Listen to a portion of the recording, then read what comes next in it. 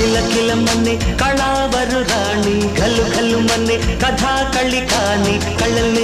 కళ్ళల్లోని కవ్వింతల్ని హరు అని చల్ మోహనంగా సుఖాలకు బోణి చల్లిగిలి అన్ని పోలో మని పోని సిగ్గలేని సింగారాన్ని చిందించని చల్లు హని మదనుడి పాలైపోని ముదిరిన భావాలన్నీ